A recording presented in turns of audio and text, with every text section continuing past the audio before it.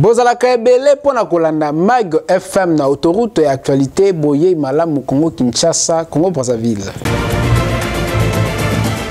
Botika to fongola basangola biso mokwalelo pona actualité o ezali kozwa ampleur na ville province ya Kinshasa o ezali bongo ba propos topé Eucharistie ya cardinal Fridolin Ambongo na tina ya disparition ya Chérubin Okende oyo asalaki messe ya requiem.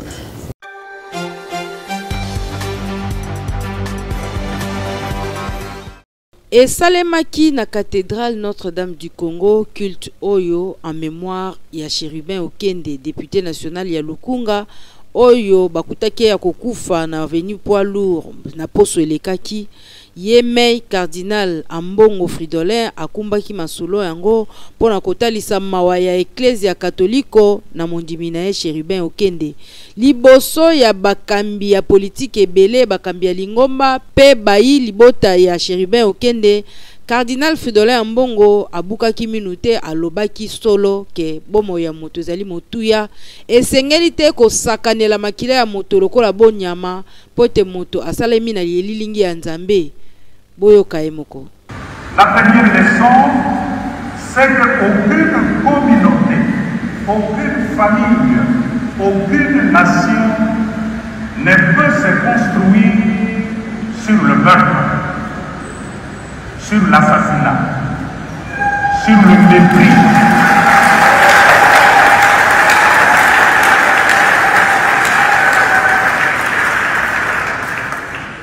On ne bâtit pas une nation, on ne bâtit pas une communauté sur le mépris de la personne humaine, de la dignité de la personne humaine créée à l'image et à la ressemblance de Dieu.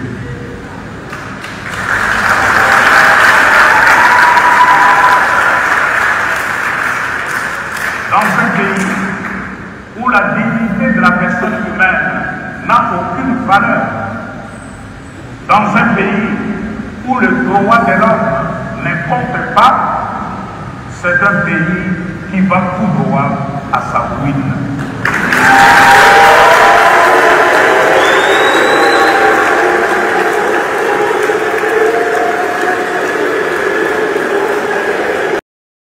Na simana yango baebanso bakotaki culte oyo bayokaki mateya ekotaki bango ya kokanga pe ya motuya ezali ke cardinal atelemelaki moto nyonso oyo abombami na ndenga badongolo misu pona kotangisa makila ya bana mboka ekosuka wana te. Cardinal alobaki ke moto wana esengeli afuta pe justice ya mboka elandela dossier oyo kino na suka po kobungisa moto lokola Chérubin Okende ezali penza pasi mingi pe mawa po na mboka Congo.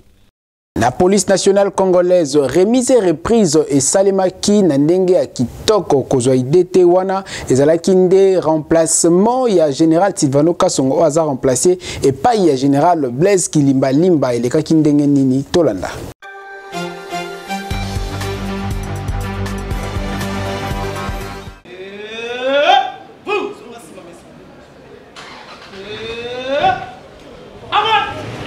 Cérémonie oyo ya remise et reprise entre le commissaire divisionnaire sortant pe entrant ya la police pour la ville à Kinshasa eza sengo makasi pour na bana kin bayami général Blaise Kilimba Limba abundaka na koisango bino moko bozo sentir zwa bras ya mon général akoti na kati ya décision na ville à Kinshasa pour na koraser ba nyonso bazotia désordre onga criminel kidnapper Kima na yo tika musala wana po général Blaise Kilimba Limba lobi akokumbela kini oyo na ndenga GT ye moko akosimba sécurité pe akozala liboso akolalisa miso te po Kinshasa ezonga ndenge ezalaki bana kini balela ambiance na bango batambola ndenge balingi basala misala na bango na kimia.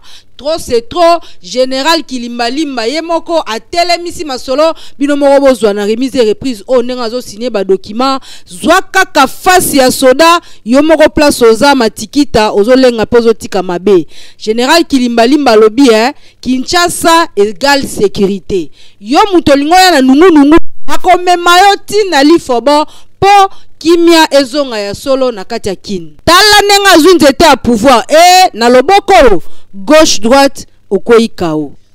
Natina ya kotia kimia na commune ya Ngaba, le bourgmestre compétent bakisi le bourgmestre de terrain Francis Aimé Lolinga azala kibongo na patrouille nocturne, c'est-à-dire na patrouille ya butu accompagné na major ya municipalité na Natina ya kosenquérir na situation ya ba oba opéraka na butu na tongo ezala kinde situation ya kokanga ba voyou to pe ba kuluna y compris ba oba mesana koyiba bato boyo kana micro ya Mag FM ba oyo baza ba victime ndenge balobaki.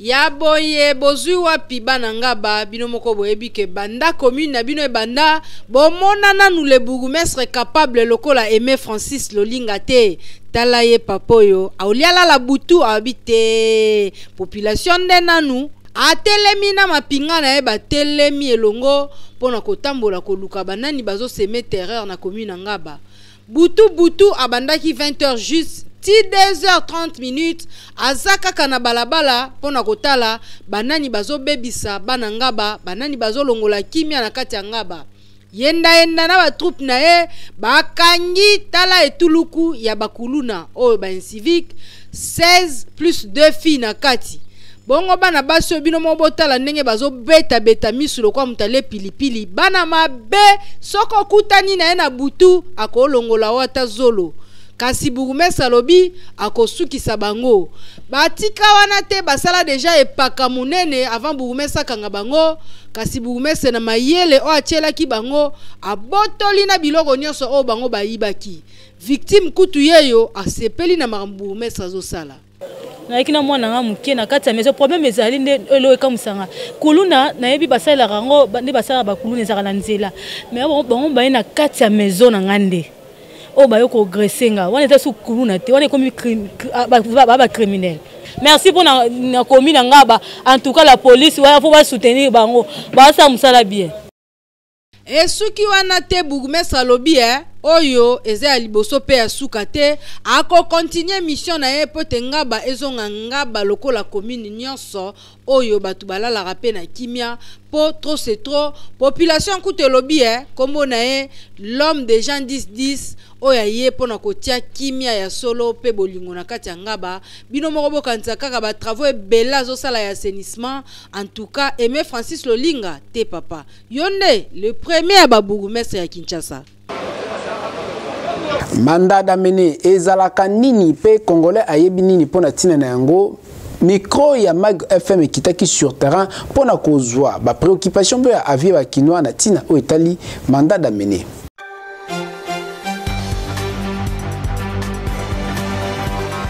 Ceux qui baillent kokanga na mandat d'amener et puis il faut ça la signature ya OPJ na ya bon ça dépend d'abord de l'infraction et ça là ceux qui ça infraction en flagrance bayaka na ceux qui le domicile est connu on vient d'abord avec une convocation. La convocation doit être remise à 3 fois. Ceux qui ont 3 fois on a au répondre na appel T, donc on doit faire un mandat d'amener. Normalement, ceux qui bakangi ont un problème. Il faut les faire 3 étapes nani. La étape wana yoko leka liboso bakuchinji la yo convocation ya liboso. Tango bakozwa que yo répondre te batinde le convocation ya mibale. On répondre te na 3e convocation ba pesi la agent ou bien ba policier ou bien ba soldat bakoya ko chine siko mandat d'amener ba isiko par force bakangiyo okay ku justifier na oyo nyonso batindila ki omona ki convocation le boso oyaki te pona nini convocation ya mibale oyaki te pona nini. Importance ya fruit na santé à moto ezalaka ndenge nini to ezalaka nini on dirait notion na ici ebunga talatina magazine bino ekitaki pona koluka kosela bino réflexion oyo.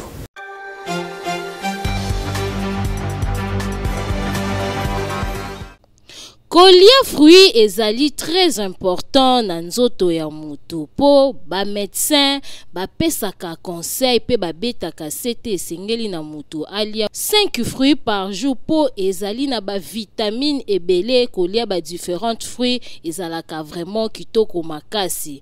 Nzokande bakinois bango vraiment na dossier wana ba bete yango mama na kara pomo na kinois azala na culture ya kolia fruit ezalaka vraiment rare makasi. Kinois amesana na ye na boule d'ambiance oyo babengaka fufu, alors que ezali kitoko te po ba fruit ezali na ba vitamine ebele. Kozala na vitamine C po na bango eloko wana ezalaka vraiment na mitu na bango te bo kandenge balobaki. Fruit na nzoto ya moto ekopa ba membre ba vitamine ezanga na nzoto ya moto. Ezoli ya fruit wana ba compléter ba vitamine ezanga kate fruit wana ezozongisa ba vitamine na koto. Mona lokwa ba orange, ba mangue, bitabe, ba anana esalaka nombre na kati ya moto ezaka bien po moto alia. Ba fruit epotaka manga bebe na nzoto ya moto. So ba fruit ba pesa ba vitamine C, ba fruit ba pesa ba vitamine A. Aba fruit pe o c'est quoi digestion ya vie pas pour la bonne digestion. Ngapenda na wala fruit nyos na vie na ngai. Ngapenda fruit nyos na lia. Po nyos ezango na importance na nzoto ya na santé ya moto. Pour avoir bonne santé, il faut la 5 fruits au maximum dans la journée. En tout cas, il faut kinoa nyonso ayeba que vitamine C, B, A, K, D ezalaka vraiment très important dans nzoto ya mutu ezoko permettre que ozala na mikuwa ya makasi santé ezala kitoko. Ba fruit misusu ezali ko aider vision na yo pe misusu ezali ko aider goût pe ba fruit misusu et permettra ka circulation sanguine ezala kitoko makasi. Donc fruit nyonso ezala orange, pamplemousse, pastèque, ananas, papaye ezali vraiment important. Yo mutu oyebaka importance ya ba fruité, yeba que fruit ezali très important na bomo ya mutu. Pasi ya mai kuna na quartier Mbuku na commune ya Matete okozwa ide to ndire kaka to zongi na 5e siècle. Torres Atibu azala kiwana.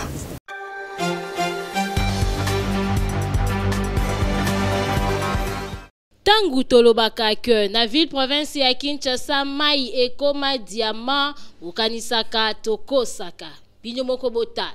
Awa tozali na commune ya Kisenso na quartier Mbuku population eyebi nango mai ya régie des eaux te basalelaka kaka mai ya forage. Boko kanisa batio oyo ezali ya régie des eaux nzokande ezali nango batio ya forage oyo ONG moko e monaki population ezali konyokwama nde bayaka kotiela bango mai ya forage balekisa batio boye. Tala ndenge babidon etondi ebele awa pozwa mai fola mukatongo kasi mai yango ezalaka ya ofele te basombaka bidon moko ya 25 litres ezali na 150 francs. Soki pe ozali na makasi te okozanga mai po awa kotoka ezalaka nde likambo ya force ata babido etandami milongo mais soko za na kaka clair okotoka mai avant pe okei. Population baleli epa ya bakonzi biso mai ezala te tozala na régie des eaux kala régie des eaux ekufa bapompe etika bikeko na kati ya mapangu mais lelo oyo baye kotela biso bafourage bafourage oyo batieli biso ekomi kopesa biso mai na ndenge moko ya bien mais tokomaki kosouffrir mpenza makasi mais tozalaka na posa ke tozala na la régie des eaux mutu na mutu azala na pompe nie na kati ya lopango. Bon eza organisation ya baprêtre bango na bango ka bango moko batiaka bato na bango batindaka bango vers 5h30 bayaka bayeba kotokisaka mai so oza mbongo te mwa otoka eza te yango topesaka merci na ndenge forage ekoma po tobandeki kosouffrir makasi. Bakonzi oyo bazokolanda na poko lelo ngai nasengi mpo na bango courant topemba mwa moke na mai surtout mai ezanga te batindela biso babongisela biso ba régie des eaux bazongisa système ya ba régie des eaux. En tout cas, toko interpeller DG à régie des eaux musala bozali ko sala ezali kitoko te alors que population bazali ko nyokwa mana o etali mai bo trouver bango solution. Bakinois ba réagir pour la situation to pe likam o etalaka écart d'âge na libala to pe na bolingo talatina to kitaki pour na kozwa réaction ya bakinois balobaki yango na micro ya Mag FM.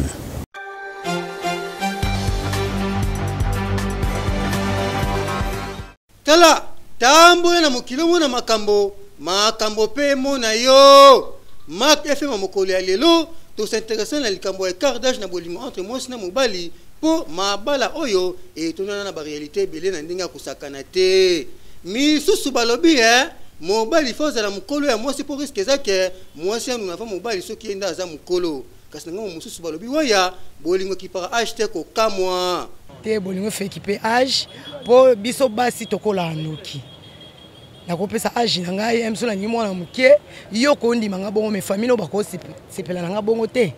Vous comprenez comme un chic, à balaner maman mobimba. Bon, chic, on est bando soin, mais yo se s'appelle la langa bongo. Est-ce que vous avez pexé, tu vas finir langa bongo? Bolingweze loko, il y a deux personnes, bayokana. Ceux qui bayokani va se mettre d'accord entre mobile na mwasi et qui pas acheté. Ceux qui nzambe, alobaki wana mwasi ya vinanga, ata leginga na âge fona zana yi. Peut-être ya zana 70% réussite. Ya vie, on a 30% réussite, soit tu sangis, tu fais 100% réussite à vie, tu ça la vie bien. Et bolingo zara sensibilité balbo yokan, ce boyokan est beau progresser bien. Et t'as la âge de rolling en moto à plus qu'inférieur, à peut-être rober la moto, en se rosimbakis. Mais sur ligne moto à supérieur, peut-être à guider bien pendant un jour aux années au cours là bien, c'est ça bon. Te bolingo qui par an agité, mon balai à la mokolo, bien moi c'est à la mokolo, ce qui a balingani, bolingo na bango. Ba okendeka liboso makambo ya o azala mwana mukeza o azala mukolo ekipaka nango te. Ah oui, kaka ndenge baloba kala muka est avec le veut dire bolingo kipaka te o azala mukolo mwana muke ko kato avec le otanga te. Il suffit ka miteme za la convaincre pour vivre ensemble. Bino moko boyoki 100% information, malouwa toujours. Est-ce que prédote et comment libala topé ndenge kaka ba jeune o bazali na posa ya kosangana nde ba komisa yango libala motuna etuna maki pona kozwa biyano et pa ya bakinoa pe bakolo bolanda.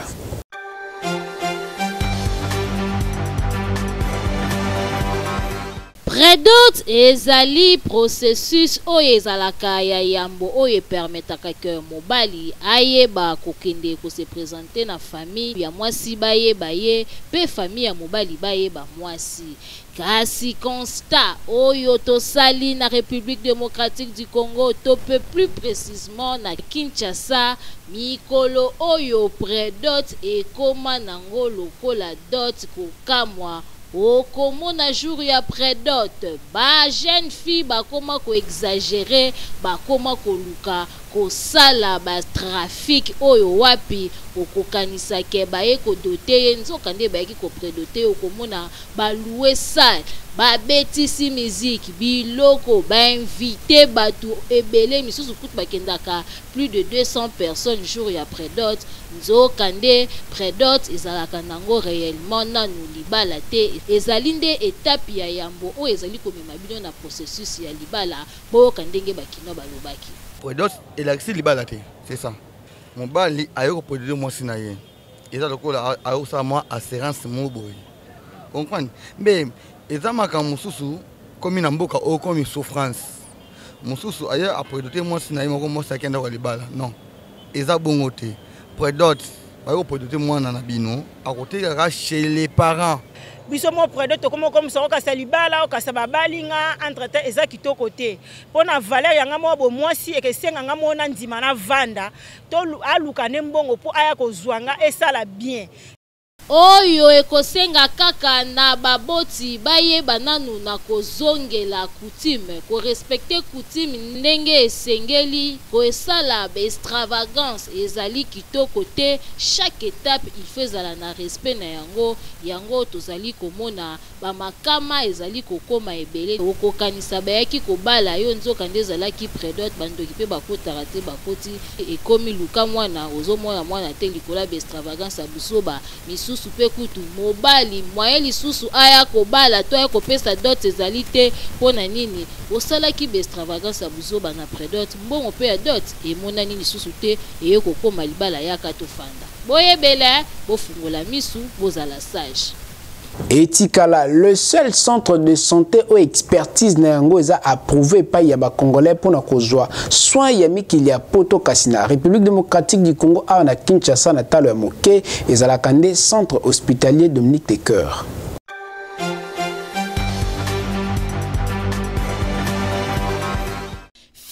Fini makambu ya kokende ko se faire soigner na ba centre ya simandaku oyo ezali koboma ba congolais mingi po mobange na hôpital oyo ezali na ba norme sengeli yangoyo. Centre hospitalier Dominique Lecoeur eye kosunga peuple congolais azwa soin ya malonga na ndenge esengeli mwana Congo. Centre hospitalier Dominique Lecoeur okokuta awa ba pareil ya malonga ya médecine moderne ya solo oyo ezali ko détecter maladie nyonso ebombani na nzoto ata ebombani na songe ya suki grâce ya ba pareil oyo maladie wana ekozala détecter.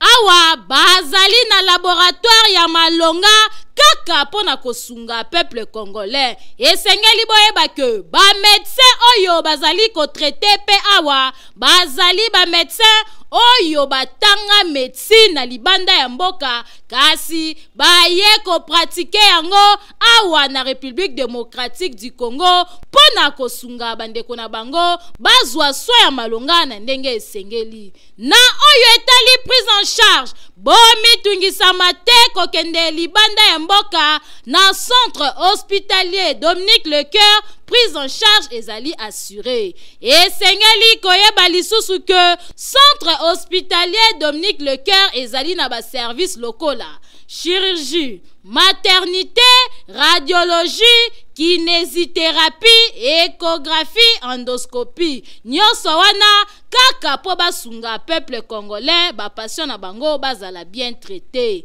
Na oyo etali cas d'urgence soki obeli na ndaku ozali na possibilité ya kokoma hôpital benga kaka ba numéro oyo po awa ba ambulance ezali bakoya kozwa yo tina ndaku pe babandi ko traité yo na kati ya mutuka tibo kokoma na hôpital. Makambo boye okomona ngo bipai nini soki na centre hospitalier Dominique Lecoeur te. Otuningai centre hospitalier Dominique Lecoeur ezomi wapi boki mambangu na quartier Joli Park avenue Ring numéro 4 plus précisément na commune ya Ngaliema. Bokende na bino bikenda kenda te na ba hôpital ya Simanda kupo la santé n'a pas de prix. Boyoki nzela ya arrêt pharmacie kuna na commune ya Kintambo ndimelanga ezali na état ya bien te kutu ba population balobi na tina ko interpeller bakondi.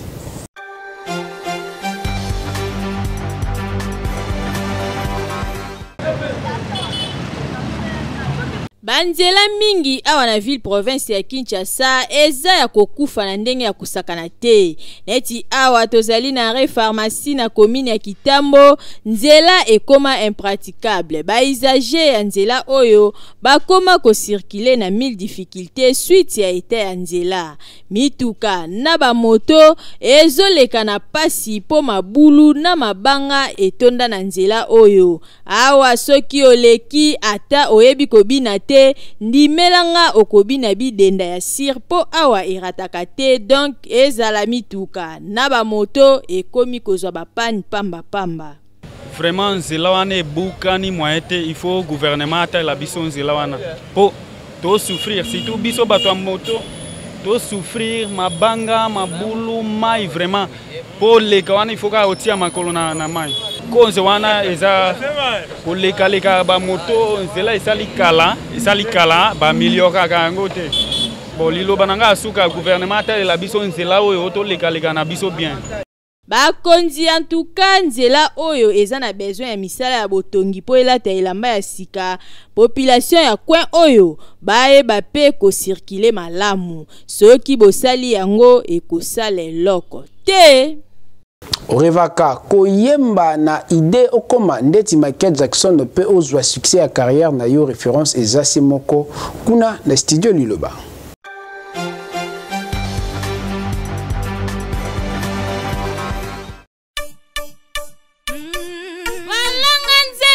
Bakolo kunga solution pona bino eye yo mutu ozali na besoin ya kobimisa album single maxi single kimambangu na studio Liloba na 14e rue po kuna okokuta biloko ya mopaki c'est-à-dire appareil ya kanda studio Liloba ezali na qualité ya kosakana te ebongo bakita ebongo ba micro okokutango esika mosusu te kaka na studio Liloba. Awa soki okoti okoyemba lokola Angelu po awa son erataka kutu te awa tobetaka na biso mopanzi te po nyonso ezali na kalite enregistre album na yo awa ebimi lokola outaki na États-Unis nzoka nde enregistraki yango kaka na ville province ya Kinshasa na 14e rue na studio Liloba. Awa ozali na tante ya kokende kosala mastering libanda po nyonso ezobeta matata na studio Liloba. Opanga na yo na oyo etali prite a cause ya ba appareil sophistiqué oyo ezali awa prix ezali nango abordable ofuti mbongo mukie kasi basaleli yo musala ya kalite oyoki boki mambangu na commune ya Limete na 14e rue industrielle numéro 23 na avenue Mulangi oza mobimba akei ezali na ndenge elongo bani oyoki boyebele.